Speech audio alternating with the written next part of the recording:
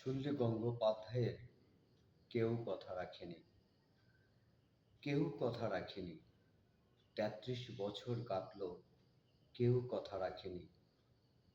ছেলেবেলায় এক দুষ্টুমি তার আগমনী কাল হঠাৎ থামিয়ে বলেছিল, শুক্লা দ্বাদশীর দিন অন্তরাটুকু শুনে যাবে।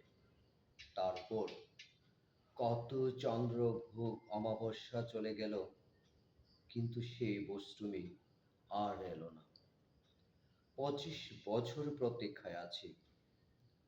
মামাবাড়ি নাদের আলী বলেছিল, বড় হও দাদা ঠাকুর, তোমাকে আমি ৩ প্রহরে বিল দেখাতে নিয়ে যাব, যেখানে পদ্ম ফুলের মাথায় সাপ আর ভ্রমর খেলা করে।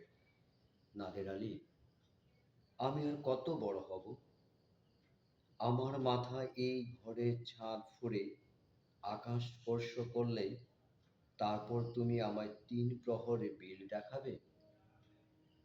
একটাও রয়েলগুড়ি কিনতে পারেনি কখনো।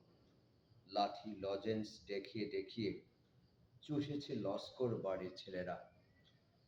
ভিখিরির মতো চৌধুরীদের গেটে দাঁড়িয়ে দেখেছি ভিতরে রাজ উৎসব। অবিরল রঙের ধারার মধ্যে সুবর্ণ কঙ্কন পরা ফর্সা রমণীরা কত রকম আবতে হেসেছে। আমার দিকে তারা ফিরেও চায়নি। বাবা আমার কাঁধ ছুঁয়ে বলেছিলেন, দেখিস একদিন আমরাও। বাবা এখন অন্ধ, আমাদের দেখা হয়নি কিছুই। সেই রয়েলগুলি, সেই লাঠি লজেন্স, সেই রাজ উৎসব আমায় কেউ ফিরিয়ে দেবে না। বুকের মধ্যে সুগন্ধি রুমাল রেখে বরুণা বলেছিল, যেদিন আমায় সত্যিকারে ভালোবাসবে সেদিন আমার বুকেও এরকম আতরে গন্ধ হবে। ভালোবাসার জন্য আমি হাতের মুঠোয় প্রাণ দিয়েছি। দুরন্ত ষাঁড়ের চোখে বেঁধেছি লাল কাপড়।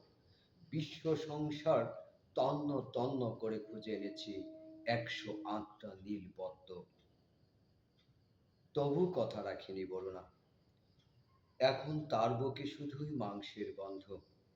এখনো সে যে কোনো নারী, কেউ কথা রাখেনি। ৩৩ বছর কাটল, কেউ কথা রাখে না, কেউ কথা রাখে না।